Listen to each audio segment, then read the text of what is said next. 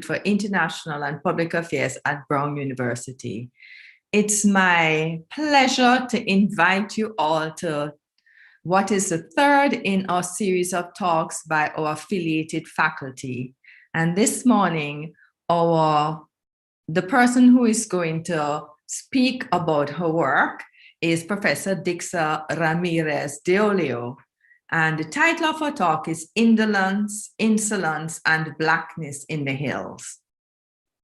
Professor Ramírez is Associate Professor of American Studies and English at Brown. Her research and teaching focus on the literatures and histories of the extended Caribbean, especially the Dominican Republic and Haiti. Her first book, Colonial Phantoms, Belonging and Refusal in the Dominican Americas, from the 19th century to the present, received the 2019 Barbara Christian Literary Award from the Caribbean Studies Association. Her second book, Blackness in the Hills and the Photographic Negative, is forthcoming from Duke University Press. A third book, a long essay on the ecological turn and the grotesque, is under contract with Cambridge University Press. Her writing has been published in ASAP Journal, Atlantic Studies, Avidly, The Black Scholar, Comparative Literature, Hyperallergic, and Los Angeles Review of Books, Small Acts and Social Text. She also serves on the editorial committee of Small Acts and the Motherboard of the Association for the Study of the Arts of the Present. It is my pleasure to invite Professor Ramírez D'Oleo to give her talk. Please feel free to raise your questions in the Q&A function, and you don't have to wait until she's finished. Professor Ramírez, over to you. Hi, everyone. Thank you so much, Professor Lewis, for that wonderful introduction. And I want to thank you for inviting me to share my work with you today. And thank you to Kate Goldman for all her help organizing. It's really exciting to see some familiar faces, by which I mean names. I can't actually see you. Let me share my screen. I have a slideshow with some pretty simple quotes, but also there's some imagery I would like to share. Okay, great. And please do let me know if you cannot see my screen. You should see the title of today's talk. Is that correct? Yeah, we're good. Yes. Perfect. So today my talk is called Indolence, Insolence, and Blackness in the Hills. And I'm excited to share this work with you, which is new, and it's forthcoming for a special issue of the journal Interventions, and it's also a small section of my forthcoming book, Blackness in the Hills and the Photographic Negative. Soon after the 2010 earthquake that devastated Haiti and which attracted foreign vultures eager to feast on disaster and Black pain, Haitian anthropologist Gina Ulysses wrote a book called Why Haiti Needs New Narratives. I heed Ulysses' call, adding that Haiti's neighbor next door, the Dominican Republic, also needs new narratives written from a perspective that is specific to this island's unique history as an island emancipated by the sheer force of Black rebellion on the western side and Haitian governance on the eastern side. The narrative I build today is not a story of identity, the nation, or even activism. For many of these stories surge out of desires to belong to the world as it is, or to place literary and historical subjects into the world as it is. Indeed, the story I tell today dwells in that which hides in the brush of the hills of this island. I focus today on stories of the island of Haiti and the Dominican Republic, which was called Haiti by the indigenous people of the island, and these stories trouble the colonial mind and signal this island's role as a disturbance of Western modernity. Part 1, The Insolent Free Black. A few dozen brutal killings shook the Spanish colony of Santo Domingo in the late 18th century. Victims included enslaved people, free Black and mixed race Black people. And I will say mixed race Black people because this actually was a category that mattered within the context of the colonial framework, often called mulattoes. So the victims included enslaved people, free Black and mixed race Black people, white people, and domesticated animals who lived near or in cities. Terrified townspeople despaired at the loss of life and property. Colonial officials panicked at the potential connection between these crimes and the revolts that convulsed the western side of the island, Saint-Domingue, or soon to be Haiti or Haiti.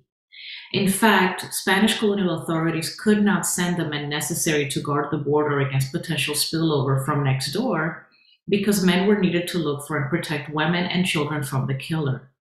Authorities began to call the killer El Negro Incognito, or the unknown, unidentified, or disguised Black, since surviving victims described him as being Black, though with some phenotypical characteristics that evoked Arawak ancestry. So this sort of mixed raceness of Blackness and American indigeneity is really important to how people kept describing this killer. People would later also call him El Come Gente, or the People Eater, which alluded more to the violence of his killings and not to actual cannibalism, evidence of which was not found. And as I talk about El Negro Incognito, I'm building on the work of archivists and scholars like Casimiro de Moya, Carlos Jauregui, Raimundo Gonzalez, and Sarah E. Johnson. According to an account narrated by the priest Pablo Amezquita soon after the events, and then found written in a manuscript dated 1867, the manner in which El Negro Incognito murdered his victims, many of them enslaved men and women, left Amezquita with a feeling that failed language. He writes, "There are no words with which to ponder the compassion that arises from seeing the corpses so impiously destroyed," end quote. He then details some of the butchery, which included exorbitant maiming in the form of cutting the body open and removing entrails. In spite of the carnage the killer left in his wake, literary scholar Sarah E. Johnson reminds us that these hyperbolic forms of violence committed on people's bodies were endemic to a, quote, sadistic slaveholding society that mutilated its victims as a matter of control, end quote. Because many of the victims were enslaved people, the serial killer's actions seem to be driven by pure malevolence and sadism, rather than the revolutionary intent that led to the events now known as the Haitian Revolution, as Sarah Johnson herself argues. But it is also true that the slave revolt that lit the fuse of the Haitian Revolution was defined partly by Black people's usage of machetes to cut and maim white people in their homes. Dominican historian Raimundo Gonzalez provides the compelling interpretation that in spite of the seemingly indiscriminate manner of the violence, the murder of slaves, along with the destruction of harvests and the killing of cattle, was, quote, an attack on property itself, which is a really compelling argument. That is, slaves, like cattle and dwellings, were property, and as such, subject to the killer's destruction. To be clear, victims also included white people. However, the killer's actions are difficult to understand within the framework of slave rebellion or revolution because enslaved victims in this case were the prime loci of violence rather than collateral. The Spanish administration sent the lawyer Pedro Catani to find and capture the serial killer. Starting in 1782, Catani's plan consisted of searching for and rounding up, quote, Black idlers, thieves, runaway slaves, escaped convicts, and other criminals, end quote. If not proven to be El Come Gente himself, Catani forced captives to become legible to the colonial regime as hacienda laborers. This was, from a colonial perspective, a sensible course of action that got to the heart of the problem, which Catani soon realized was not only, or even most importantly, a serial killer on the loose. His travels confirmed that the real threat came in the form of free Black people, ungoverned, unsurveilled, and in webbed relation with each other. In an April 26, 1783 report to the governor of Santo Domingo, Joaquin Garcia, Catani exasperatedly concludes that there is not one single negro incognito. Instead, there are innumerable unsurveilled free Blacks. He writes, and this is my translation, free Blacks are the worst. They locate themselves in the hills. They live how they want, freely and independently. They tend to be almost naked and are the cause and origin of all the damages that transpire and could occur on this island. To Kadani, the overwhelming power of the figure of the free Black was such that it could be blamed for any past, present, and future wrongdoing on the island. The figure of the free Black and free Black people themselves not only threatened colonial society, but also instigated an extraordinary anxiety for what I'm calling the colonial mind, though one could also call it the Western or European episteme. Kadani's recommendation to the government was to record where free Blacks lived and not allow them to live in lo más interior de los montes, which means in the most interior of hill spaces. Authorities were also to account for these dispersed Blacks every few months to ensure that they remained productive members of colonial society by tilling their assigned land. The surveillance of so-called free Blacks was of paramount importance in the maintenance of the colonial order, where it was not only legal slavery that organized Black life, but the idea of Black people as those who are meant to be and must be subjugated both within and beyond the law. And here I'm in conversation with scholars like Simone Brown, though she focuses more on 20th and 21st century US surveillance of Black people. Though a free man was tried and punished for the crimes committed, Kadani admitted that capturing this one individual did not address the core of the problem. In this sense, El Negro Incognito was the very inverse of the figure that literary scholar Gregory Pierrot theorizes as a Black Spartacus or Black Avenger in his really interesting book called The Black Avenger in Atlantic Culture. He writes, "The Black Avenger trope, used as it has long been in the service of resistance to racist oppression, always simultaneously contributed to maintain this system by promoting extraordinary individual Black heroism to the detriment of collective agency." El Negro Incognito wasn't a singular Black man, though the term isn't a singular. His unheroic unknowability made him instead pervasive. By pinpointing the culprit of these heinous acts as incognito, a term that connotes not only what is not known, but also what is camouflaged and unperceived, we leave the realm of heroic drama or tragedy and enter the realm of horror. The threat is faceless, potentially everywhere, multiple, and particularly horrifying from a colonial perspective, precisely because it seems to operate from sheer depravity and sagaciousness rather than political intent. It defies any categorization. It is, in other words, the Haitian free Black as insolent. And Haiti I'm using here to signify the island space itself, rather than one or another nation. The events attributed to El Negro Incognito so marked the Spanish colonial psyche that this tale emerges even today in the present day imaginary in parents' admonitions that if their children do not behave, el come gente will come for them. To Kadani's horror, El Negro Incognito was not only the unknown or unknowable Black, he was also every Black, everywhere, and at every time, past, present, and future, and his every move had the potential for malevolence. Part 2, Rituals of War. Writing against the notion that expects humanism to hold the key to solving the problem of the, quote, globalized sadism of anti-Blackness, Calvin Warren compellingly argues that, quote, the Black body provides form for a nothing that metaphysics works tirelessly to obliterate, end quote.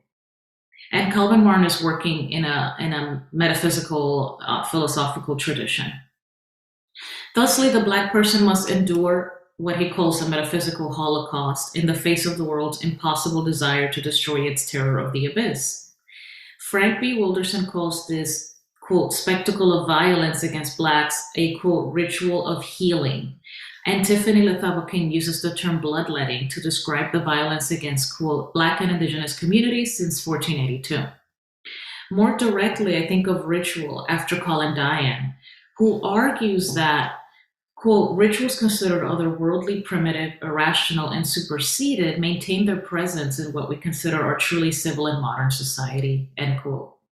Put differently, the secular humanism that describes most of what is considered modernity in the world, built by European colonialisms, is not de-godded, to adopt Sylvia Wynter's term, but has instead displaced its gods and devils to different sites.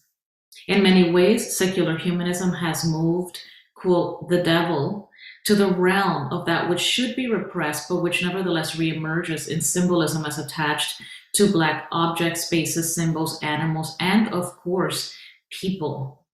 The rituals of healing against Blackness echo, in many senses, the rituals against the devil himself. And I want to shout someone out here who's working on the figure of the devil and Blackness, and Cecilia Cooper, whose name I saw. I can't see the name now, so maybe they're not here, but I want to shout out their work, which is really interesting. Vodou does not take at face value the argument that secular humanism has made about itself.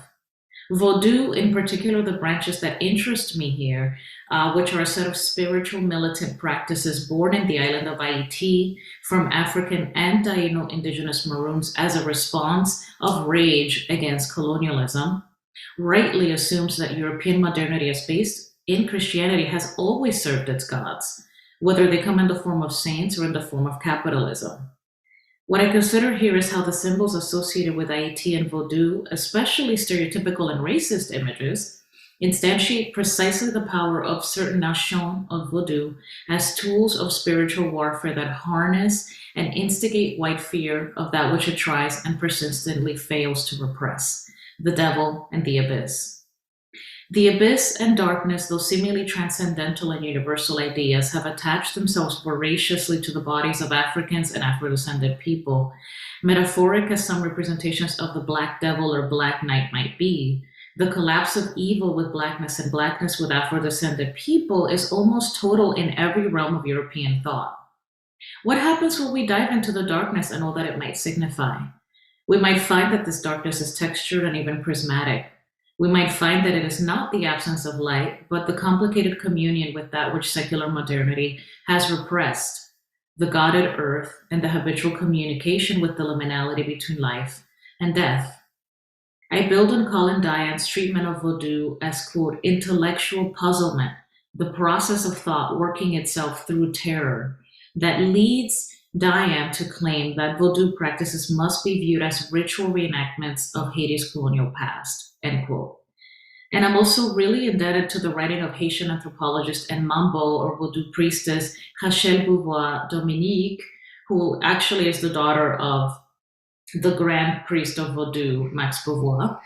Her writing on Vodou has really inspired me. She describes Vodou as manifesting an evolving symbol and as an evolving symbol system that expresses, quote, the logic of underground realms. What if we muse on how the colonial mind has grappled with Blackness in the Americas from a perspective that centralizes this logic of the underground realms? What I'm trying to do in this work is to consider a potential answer to this question. I argue that part of the answer lies in narratives of the figure of the free Black as the two sides of a coin personified on the island that now encompasses both Haiti, or characterized on the island that now encompasses both Haiti and the Dominican Republic.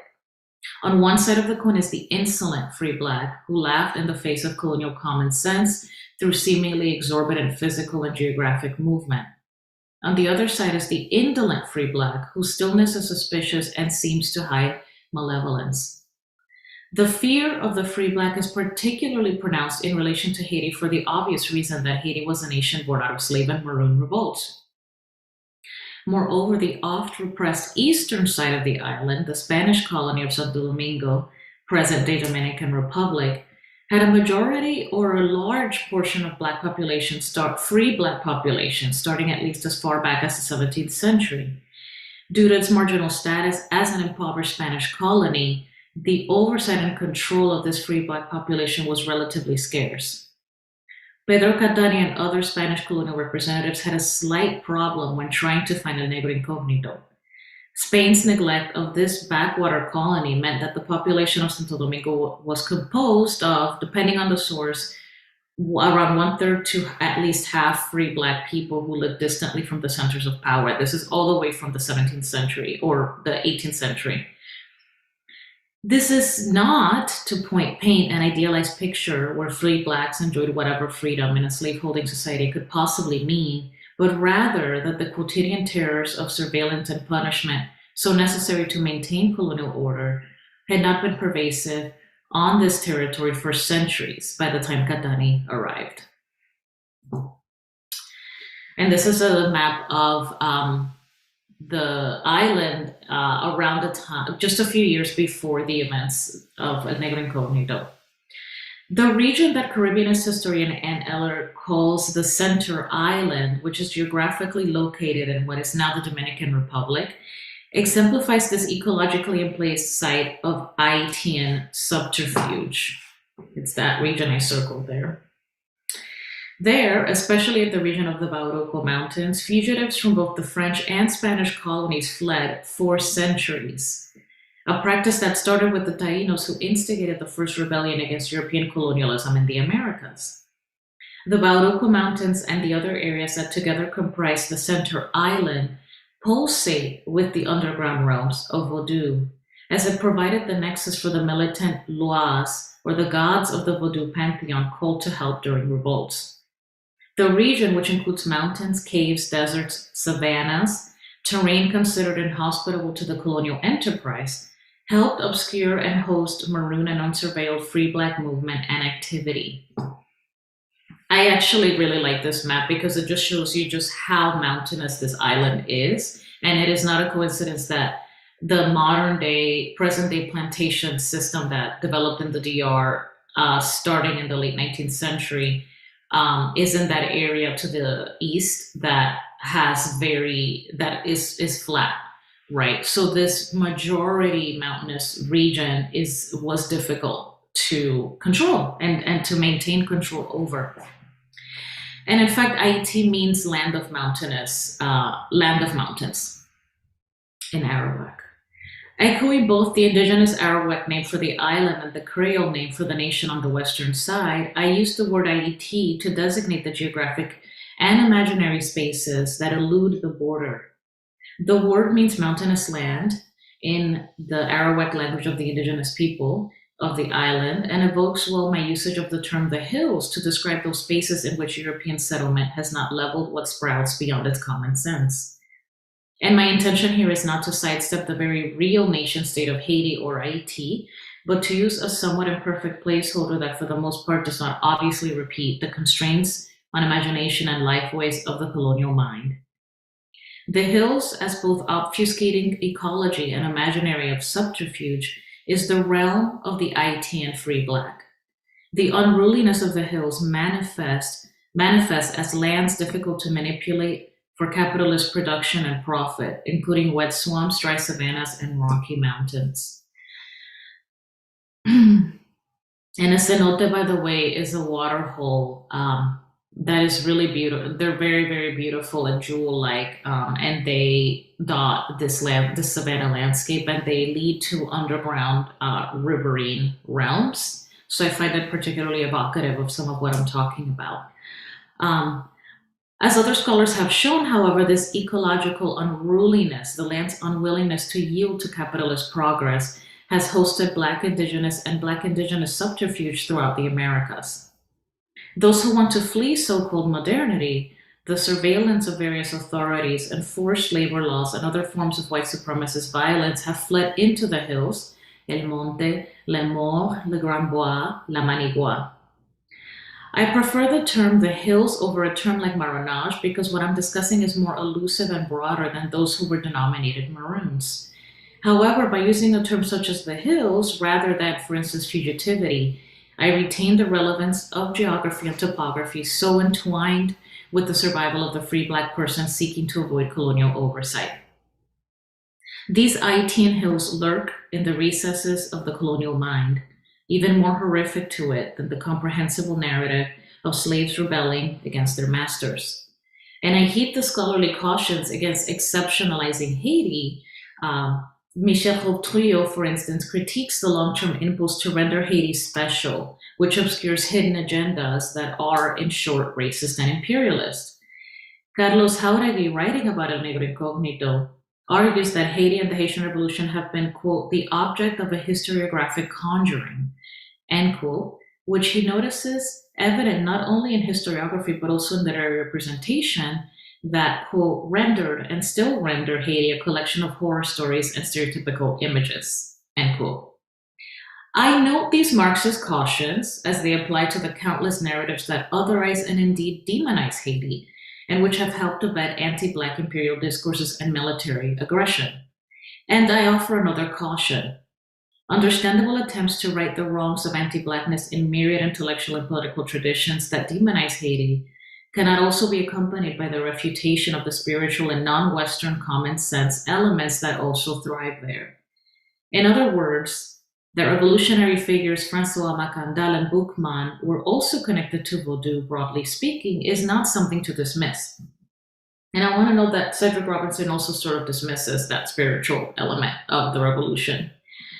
I ponder how religious, magical, and ritualistic practices that together comprise the various branches of Vodou have instilled terror in the European and colonial mind, and how these might be understood as explosive forms of retaliation against the perpetual state of war against Black people. And I'm going to my final part 3, the indolent free Black. Here's a quote to frame this last section by the scholar and publisher from the white Martinican elite, Emily Moreau de Saint-Méry. He writes, "As servitude is nothing less than a veritable state of war, the slaves are and should be the enemies of their masters, and the sound of their chains ceaselessly warns the latter that vengeance is awake and stirring around them." And he's writing here on the eve of the Haitian Revolution. He knew the island very, very well. He traveled in both sides, throughout both sides. The 1943 film I Walked with a Zombie, directed by Jacques Tourneur, includes 2 arresting scenes, which both involve the character, or perhaps I should say the vessel of projection, named Carrefour. And I'm going to show you the trailer. One sec.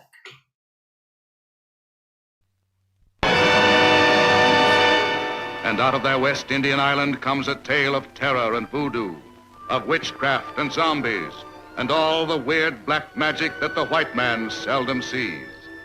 It is a tale of brother against brother and their love for a woman who lived with the dead. And it is also the tale of a young nurse who never believed such things could happen.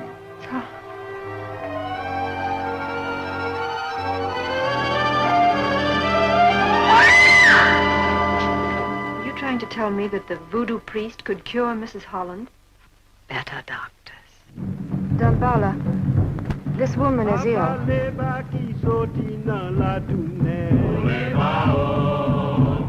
This is the ceremony of voodoo death, a ceremony that seeks the life of the woman who lives forever, who walks with the dead.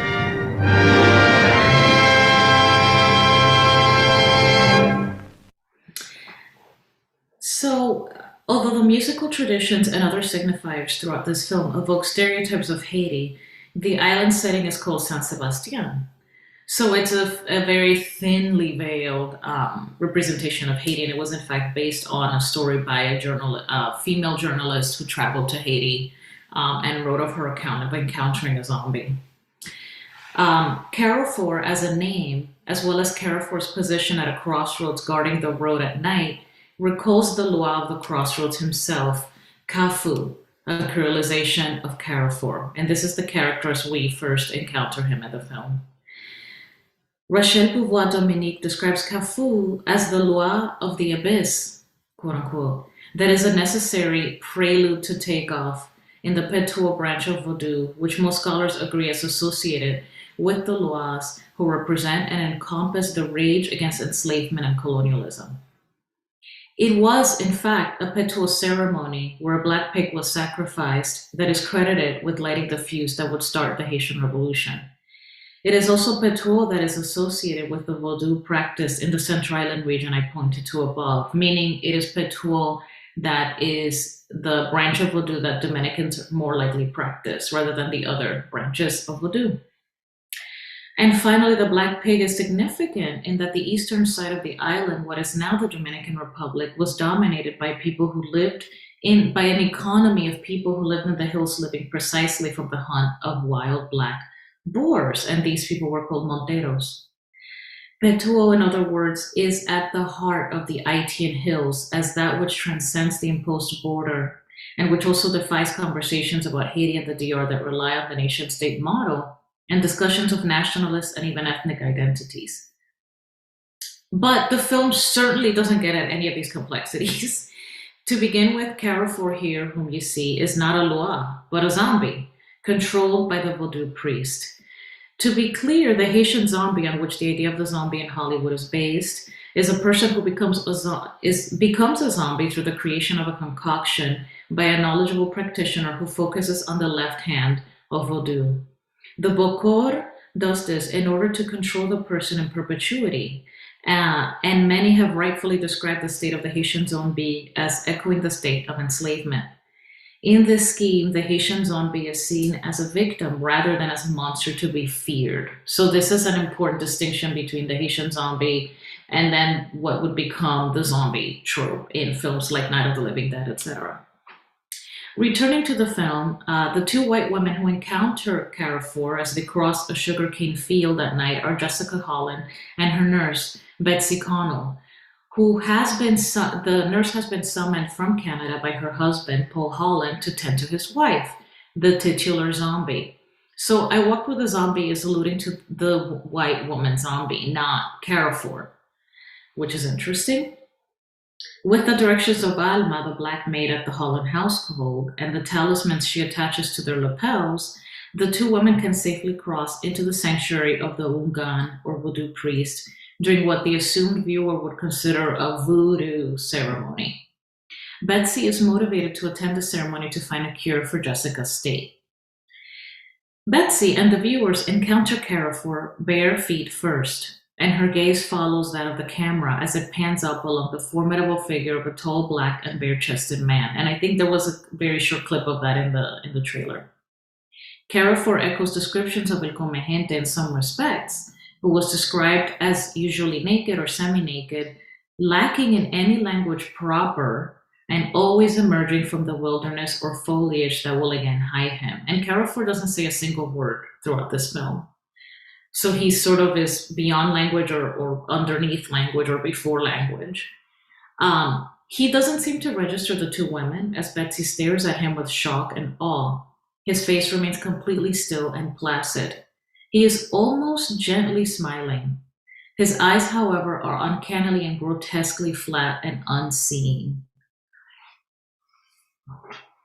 Betsy's eyes are alert, hungry for comprehension and absorption of information, while Jessica's, though a zombie herself, daintily turned downward in mute submissiveness. As Betsy pulls Jessica to continue on their nocturnal journey, the cinematography provides another vision of Carrefour in complete shadow, as an impenetrable black shape disrupting the moonlit night. It is no coincidence that one of the most popular genres of horror in Hollywood film is based on the Haitian zombie turned zombie. And although the popular genre now has little or nothing to do with Haiti, the earliest zombie film, White Zombie, was set in Haiti. I Walked with a Zombie and White Zombie is from 1932. I Walked with a Zombie is another early zombie film set in a fictional island clearly inspired by stereotypes of Haiti. These early zombie films provided an avenue through which the colonial mind disciplined a threatening idea of revolutionary and modern Haiti as the site where the Black primitive staunchly thrives instead of being modernized through enslavement. Instead of having been modernized through enslavement. This stereotype obscures not only the achievement of modernity that was the Haitian Revolution, whose conceptualization of freedom was more nearly universal than any of the white Creole nations' pro-slavery independence movements. It also obscures something I would argue is more nefarious and irksome, that what thrived on this island was an anti-colonial response that the colonial mind fails to put to language. I Walked with a Zombie is clearly inspired by US ideas about Haiti, particularly resonant due to the US military occupation there from 1915 to 1934. The very premise of the film seeks to annihilate what had been so threatening about Haiti since 1804, a state founded on Black sovereignty and the end of slavery. But the annihilation is not complete, for Carrefour haunts the film visually to such an extent that his presence is precisely to blame both for its narrative incoherence and visual nonsense. His utter stillness in the midst of a sugarcane field becomes a grotesque exaggeration of the figure of the indolent Black who refuses to work. But unlike the many political cartoons that transform performances of Black leisure or refusal to work into minstrelsy and comedy, Carol For's stillness operates in the realm of horror and the Freudian uncanny as that which lurks in the realm of the familiar, including the home, as I will show you in a second. As a zombie in the original Haitian sense, Carol For works for the priest and as such evades the logic of work in any colonial and capitalist sense. Free Blacks were charged with indolence not only when at leisure, but quite simply when their modes of moving in the world were not consonant with colonial and capitalist common sense. Within colonial and colonialist national frameworks, the free Black had to continuously prove that he or she was not idle, either through documents or demonstrable performances of work, and only work could demonstrate his or her worthiness in being where he or she was. This is evident in the law and in the documents that abet the law in the form of pamphlets and documents that existed to inculcate and discipline the Black throughout the Americas. In her discussion of how indolence emerges in a post-1865 US archive, Saidiya Hartman proposes, quote, that the advent of freedom was plagued with anxieties about Black indolence, end quote. Hoping to secure the entitlements of whiteness for formerly enslaved people, Hartman continues, many African American organizations extol the virtues of, quote, self-discipline and restraint, as well as hard work and dispassionate acquisitiveness. But this is not only in the US. Martinican thinker Edouard Glissant describes an 1848 circular posted all over Martinique, which exhorted field slaves to understand that freedom is not the right to wander aimlessly, but the right to work for oneself, end quote. The official who's writing here warns these quote-unquote field slaves to pay no heed, especially to those free idlers, and to respond to them, go to work and let us deserve our freedom, end quote. The etymology of the word indolence acquires a prismatic valence when looked at through Blackness in the Americas. Indolence comes from Latin indolentia, or freedom from pain. According to the online etymology dictionary, by 1710, indolence meant laziness or love of ease and could be distinguished from a phrase like taking pains, defined as working hard or striving hard to do. End quote. The idea of freedom from pain hints at the possibility of indolence as a sign of freedom from colonial violence, at the same time that it suggests that Blackness as indolence is also Blackness as unfeeling flesh. A word often used to describe free Blacks not clearly performing acceptable forms of labor was idle. In the Old German, English, and Dutch, this word has been associated with the words empty, bare, and useless. In Spanish, the word that correlates to indolence is the adjective vago, meaning both lazy and vague. This word has roots in vacío, or that which is empty or vacuous, and has a shared history to the word vacación or vacation, and vanidad or vanity. Saidiya Hartman defines Black fungibility through the notion of, quote, the captive body as a vessel for the uses, thoughts, and feelings of others, end quote. We can thus map an associative relationship between Black fungibility and the empty, vessel-like structure of the figure of the idle Black. Carol For's appearance is both the grotesque exaggeration of indolence as stillness, and since he always appears in shadow as the form of the unfeeling, he appears as both literal shadow and as a total Black figure in a gray-toned and silvery moonlit night. The cinematography, set design, and lighting of the scene I describe exaggerate the darkness of his skin so that he looks like his own shadow, and you can see this here. And later, in another arresting moment of the film, we encounter Carol For as the sound of his feet, and only his feet, we don't see him, and they are shuffling in an otherwise totally silent night. It's actually very eerie and really, really powerful and strange. Soon after, we see his shadow, not him. And the scholar Elisabeth Paravicini-Gebert describes this shadow that we see as a phallic shadow moving across the walls of Betsy's room as he approaches Jessica's inner sanctum. So there's what we see after we see the shuffling. In this scene, the film traffics in the history of U.S. film is based on anxieties about Black men raping white women. Right, I mean, this is kind of obvious here. But in spite of all this, the film never gives in fully to this threat of the white woman's contamination through contact with Blackness, whether sexual or otherwise. And I aver that what makes Carrefour so threatening is that he is almost always a shadow. So I disagree with the idea that what is threatening is that he's a potential rapist. I think what's scarier in this film is that he is a shadow as a lucid signifier of the nonsense that colonialism and European modernity cannot fully assimilate. And Carrefour then is the fleshy shadow that is the vessel of all that haunts and horrifies the colonial mind, which I argue is the free Black. In spite of all these vicissitudes, and though it is redolent in the expected racist imagery of a Hollywood portrayal of a Caribbean island, this strange and incoherent film demonstrates the echoes of the IT and underground networks of anti-colonial communication. It does this in spite of itself. And this is as it must be, for what I have discussed today distinctly cannot be represented mimetically or even through certain norms of abstraction. The IT world of the hills that I write about emerged out of rage against colonialism, and it reemerges in part in the form of that which haunts the colonial imagination, its nightmares, its shadows, and its greatest fears. And I'll stop here. Thank you. Thank you very much, Professor Ramirez.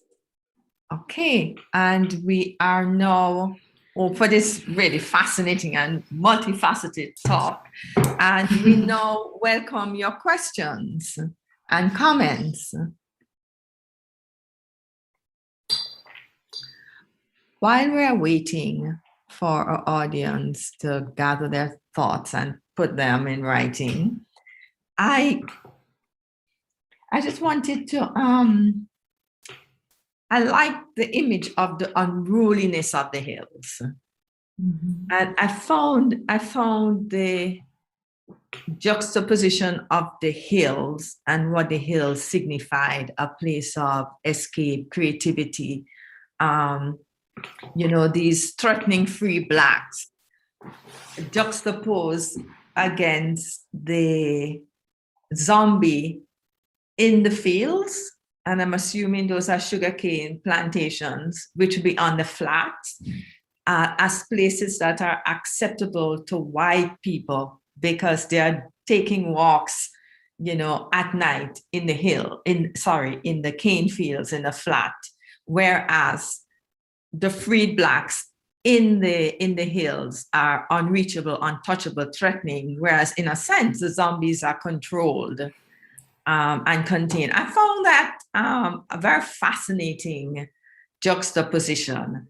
I have a question about how you see the hills as operating in contemporary, the island contemporarily, especially, is it still a space of creativity and freedom and escape that is beyond capitalist exploitation, or does it operate differently in contemporary Haiti and Dominican Republic? Thank you so much for that observation and question. That's a really difficult question because I don't want to, the hills absolutely remains because what is anti-colonial always remains.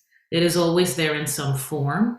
And I hear of the hills, one hears of the hills on the island through stories mostly, but I have been fascinated by how much they emerge in storytelling as in the vein of horror. I find that absolutely fascinating. And it's almost like that form of anti-colonial, I don't want to say struggle, but anti-colonial grammar in a sense is so subversive of the colonial mind and which includes the nation state, that it can only come up as terrifying. So that interests me.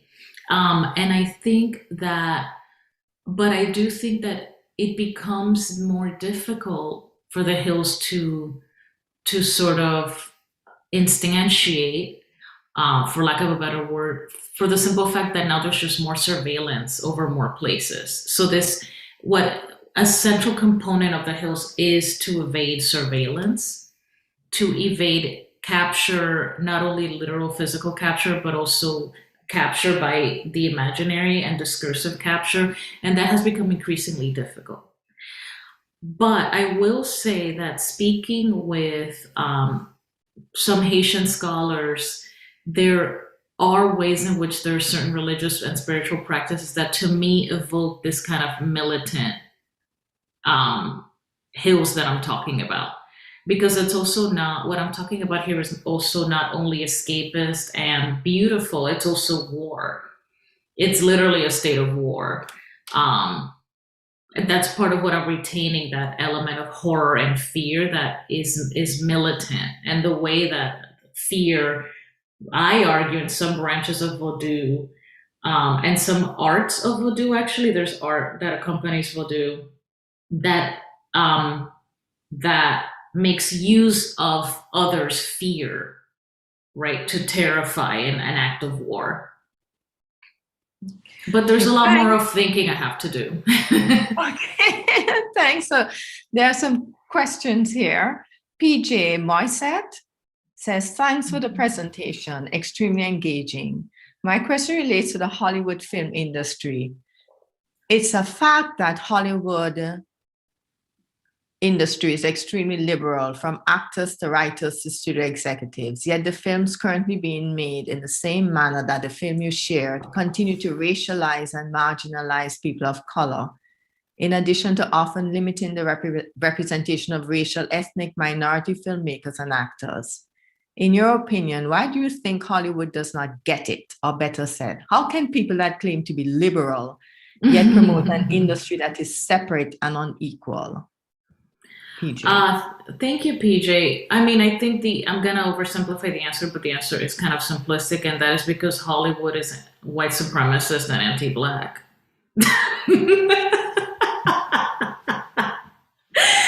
That's it. That's the beginning and the end of it. Yeah, that's I think liberal humanism is based on the colonial mind, and as such, liberalism does not mean it is not white supremacist or Eurocentric. It is. It was invented to protect Europe and to allow Europe to rise as in world power. Okay, thank you for that. Brian Meeks has 2 questions for you. Really enjoyed it, Dixa. Have you read Eric Hobsbawm's little book, Bandits? I thought it might be useful in terms of your discussion of the individual rebel and their relationship to collective struggle. So that's a more common question. And the second question is, can you elaborate your distinction between your approach and the more established notions of marronage and fugitivity, or are you not making a distinction? Thanks, Brian, for that wonderful suggestion. I haven't read it, but I wrote it down. I'm definitely going to be looking it up as I continue to work on this. And with your second question, I've thought a lot about this, a lot for years now. How am I distinguishing these terms, the hills versus marronage versus fugitivity? And I'll say that I write about this a little bit in the introduction of the book, and I'll just share a little bit of that with you now, which is, I like the term the hills because it translates into a word that I think most Spanish speakers are familiar with, which is el monte. And it connotes something that isn't just spatial and geographic or topographical. It is also an imaginary. And this imaginary, and the Latin American and Caribbean imaginary, has instigated feelings of fear that to me are a fear of that which is supposed to remain repressed in modernity. And I do think the hills captures that to some extent, right? I think Run for the Hills, or, The Hills Have Eyes. I think that, and hill people as emerging consistently in horror tropes, as like a kind of other that has not been properly modernized or become properly modern, as existing in discord and in dissonance with modernity and the nation state is interesting to me, in a way that Marronage, to me, is very clearly a very specific, it is guerrilla warfare. It is to live in a community of people that are in a state of war against colonial or national oversight. So Marronage to me is very specific. And I think that Marronage, and then when it gets into fugitivity and some discussions in Black studies, I think have become quite metaphorical, where it has become to some extent unmoored from that Caribbeanist anti-colonial context that I'm talking about. And I think a word like the hills connotes some of the not only geographic specificity that I find super crucial, the topography, the landscape was super important to this kind of guerrilla warfare as an anti-colonial mode, and knowledge about the local ecology, but also something more discursive. And I think the hills and El Monte tie those things together in a way that Marronage, which I respect and find, I have a very literal interpretation of Marronage. And fugitivity, which has become really unmoored. It has come to mean a lot of different things. So yeah, that's how I differentiate between these terms, and try to place my work in relation to that, of course.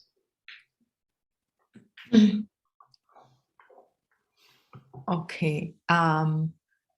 Since this is connected, I'll just read it, but then I'll go to Erica Durante's question. Bran has said, thanks, this helps a lot. Have you read the Jamaican reggae group Burning Spears? If We Should Live Up in the Hills? It's a theme song for your ideas. Thank you. I'm going. No, once you think about the hills and El Monte, you find references everywhere. There's this really amazing saying in the DR, and I don't know if other Spanish speakers say it, but it's Fuera de la capital, Monte Culebra, which means beyond the capital, it's just hills and snakes. And to me, capital, it just means Santo Domingo, but it also connotes like capital, like Marxist capital. Beyond capitalism is just the hills and snakes. But yeah, once you have your ear open to the hills, you kind of hear it everywhere. I'm just writing this down. Thank you. It's a lovely piece of music too. Oh, good. Erica Durante says, thanks so much for your inspiring research. I was thinking of Alejo Carpentier and the notion of marvelous rail that he first identified in Haiti. How is it relevant for your understanding of the stereotypes associated with Black people in the island and voodoo rituals? I'll read the other one when you're finished with this one. Well, I just taught Alejo Carpentier in my Caribbean Lit class, and I mean, the short answer to that question, and actually I think there's someone present here who has written about this. Hold on, is he here? Adrian?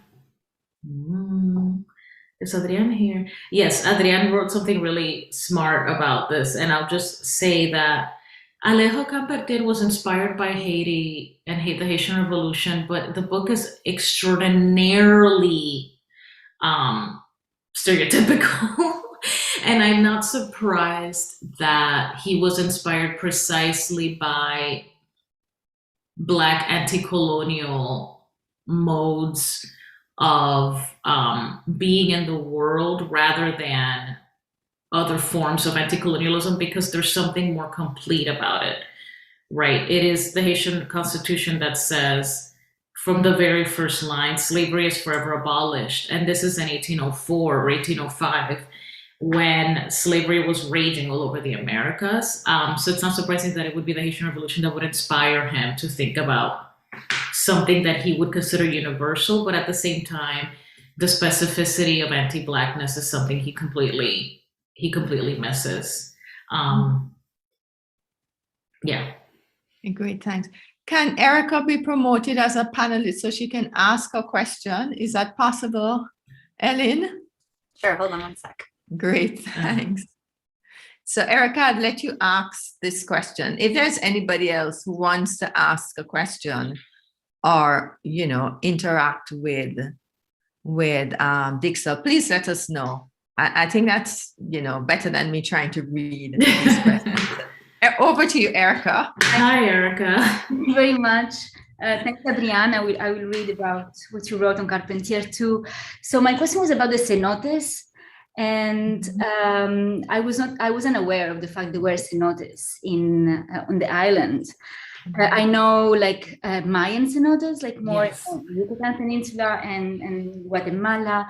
So I was wondering whether they have the same meaning that they have for the Mayans, like this communication with the infraworld. If you can expand a bit more on this. Thank you for that question. And I encountered cenotes first in Yucatan. Yes. And then I hadn't been to this part of the island, even though my family's from that region. My mom's side of the family, I hadn't been there where the cenotes are. So when I saw them and I read more about them, I was absolutely fascinated. I also didn't know they were there.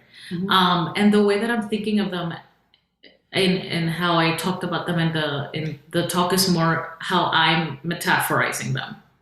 They are indeed these geological formations that do lead to underground river networks that are very, very important. Factually, they're very important for the wildlife there, but as well as the people who manage to live there, because it is a very dry savanna landscape. So they are actually important lifeways, and they have been for centuries. And the way I talked about them more as connected to this underground realm is taking that literal, they are connected to underground riverine realms. And I found that to be a fascinating juxtaposition with the Rachel Beauvoir-Dominique, the anthropologist, and Mambo talking about Vodou as metaphorically an underground realm. I found that to be very poetically interesting, considering she herself notes that Vodou writ large started on this island in that region specifically of the Bauruco Mountains. So I found that to be, I'm just sort of riffing on that concept. And I want to learn more about the significance of Mayan cenotes for sure.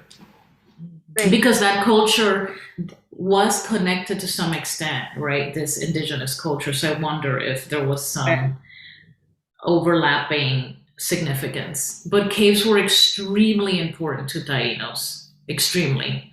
Caves and rivers are two of the most significant sort of ecologies in this island, and this is part of the Taino legacy for maroons. This is why I think it's not only African, it's very much Amerindian as well, and it's very native to the island.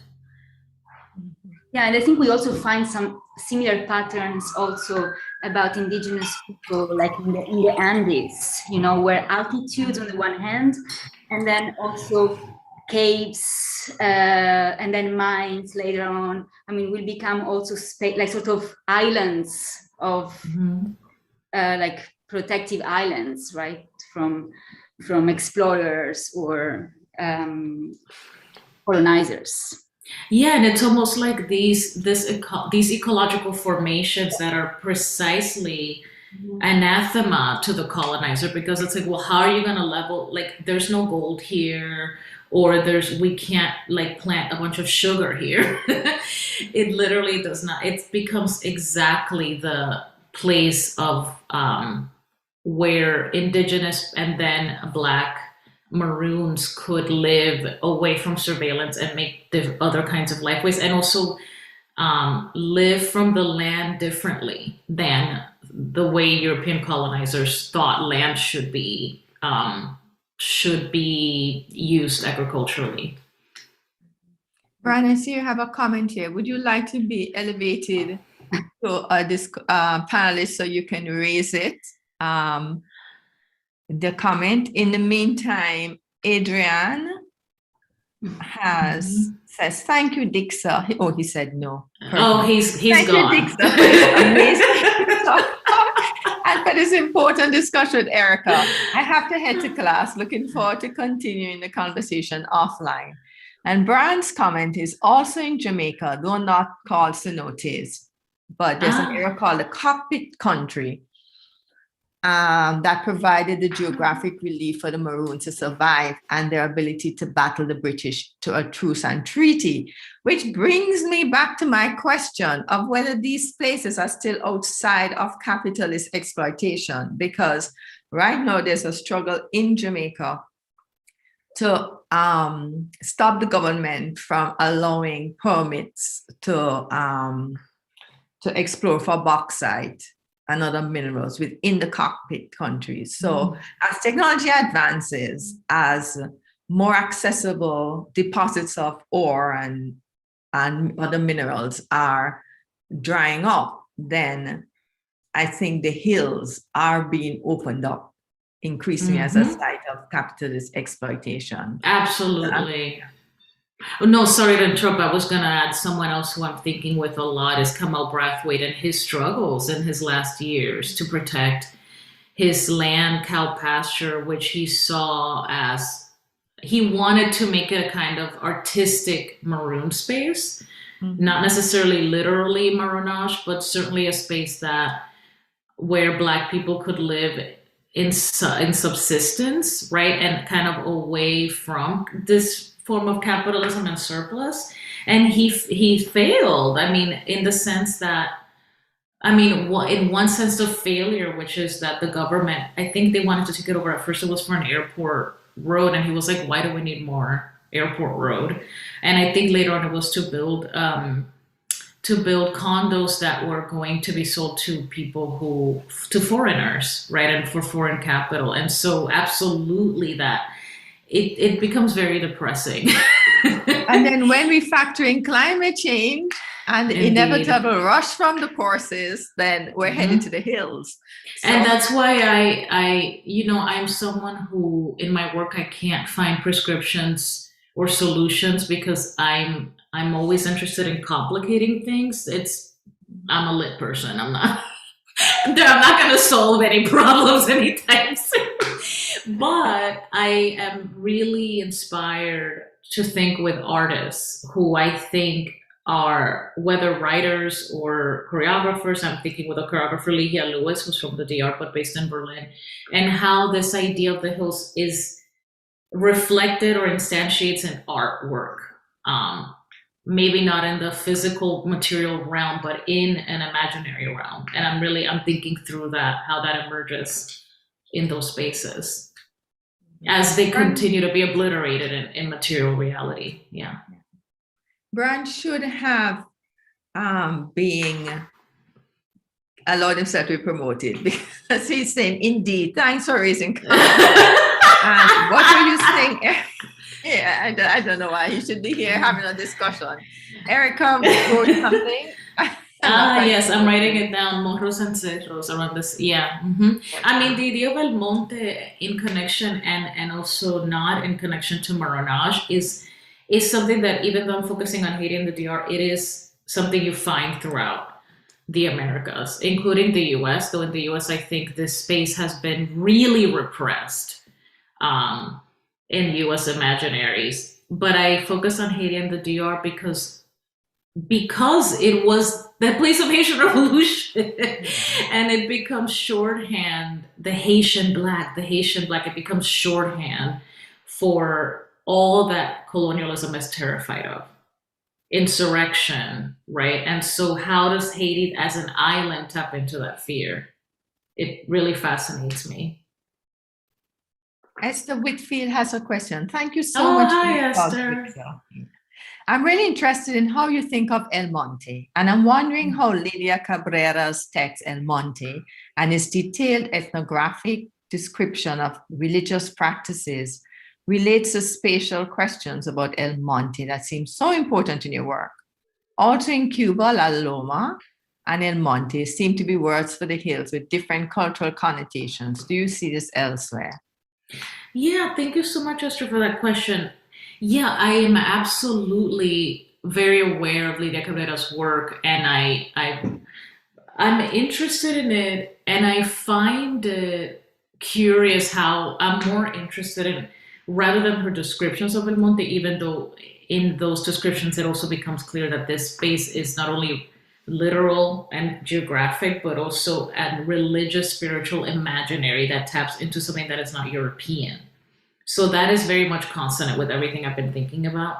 And with her, I'm more curious about how she is in relation to this as a white Cuban woman of the elite, and how how it is that she made her name based on that kind of like Alejo Carpentier made his name based on Black spiritual practices. Like I find that relationship more interesting than her actual writing, and its relationship to the rise of in anthropology. And the reason I say that is because I like even the film. I didn't have time to get into this, but I'm going to be writing about how the film sort of seesaws. I Walk with a Zombie. It seesaws between Blackness as anthropology and Blackness as horror, and so I find that seesaw particularly instructive in relation to the fact that a lot of what we know about Vodou and other Black spiritual practices that emerged in the Americas,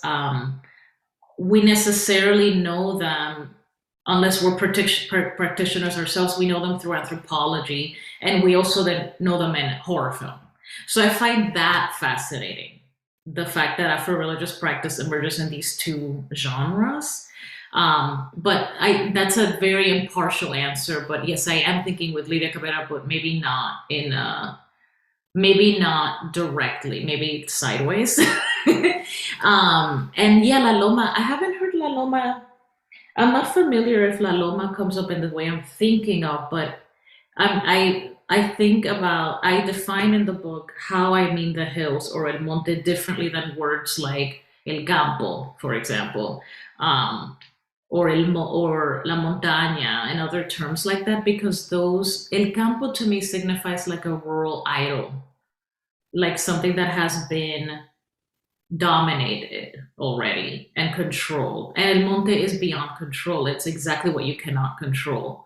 And I'm not sure if La Loma is similar to El Campo. I would be curious about that. And so would you like to be promoted to our panelists so you can elaborate? Maybe not. Oh, or maybe yes. Oh, fabulous. Thank you. If there's anybody else who would prefer to speak their question and comments rather than put them in the chat, please let us know. Hi, Esther. It's really cool, Dix, and I'm glad to talk to you about this work again. No, La Loma, there's Son de la Loma is like one of the sort of classic Guajiro songs. So it's very consonant with what you're saying, is that you can symbolize this sort of, this rural essence within certain recognizable confines, in a way that even with contrasting that with Cabreras and Monte, you couldn't. So it's very consonant. Well, and Esther, thank you for clarifying that further, because what's fascinating to me, even thinking about the DR and the space of what is now the DR, like my mom's side of the family comes from the Black Mountain region, or the region associated with Los Brujos, the region I talked about. So that's one, but then my dad is from the other mountain region, which is also mountains, but it's like the White Mountain. So it's like the Loma versus the Monte, and it's fascinating because topographically they're similar. It's just mountains. Right, it's not the topography. Yeah. What's that? It's not just the topography that defines them, right? It's the way it emerges in the national imaginary, and similar to Cuba and Puerto Rico, the idea of the campesino, the Guajiro, is almost always whitened in a national imaginary, and that's very different from like the witch doctor of the Black space, who is a rural entity but not a campesino. Yeah. I also wanted to say, Dixa, I lived in Venezuela about 30 years ago. And then there was a saying then, Caracas es Caracas y lo demás es Monte y Culebra. Oh, interesting. So it does. Oh my God, no, that's really useful for me to know. Traveled, but it was around a long time ago. No, I'm glad, because I've been asking around and nobody could confirm, but I suspect that it's something that you hear throughout the Americas. Yeah. Thank you. Would you guys like to translate that, Esther? Caracas is Caracas. Yeah, Caracas is Caracas, and everything else is Monte and snakes. So the same saying that Dixa said she'd heard recently in the Dominican Republic, it was, I heard it and in Venezuela a very long time ago. So it's Wow. kind of interesting. But I love that saying because it connotes exactly. It's almost like I don't even have to write a book. Just like that. Yeah. That's the Right. phrase. That's it. Yeah. Thank you. Do we have any more questions? Well, if not, I really want to thank you, Dixa, for this really fascinating and wide-ranging talk. And Thank you for having me. And to our audience for engaging your wonderful questions and comments and staying with us. I really appreciate it. Before you go, I just want to remind you that our next event is on Thursday, and we will be having a talk by our cohort visiting professor, Lucilla Niamkis. So the socio-environmental, sorry, let me start again. Her topic is socio-environmental strategies for strengthening the resilience of women migrant workers in the Reconquista area of Buenos Aires. And this is this Thursday at noon. So please, if you are available, it would be great to have you. So thank you, everybody. And Dixa, thank you so much. Thanks for coming, everyone. And I'm looking forward to the Duke book. Me too. All right. Thank you so much. Okay. Thank you, everyone. Thanks, thanks, Ellen, and yes, thank you. And Kate and Alex.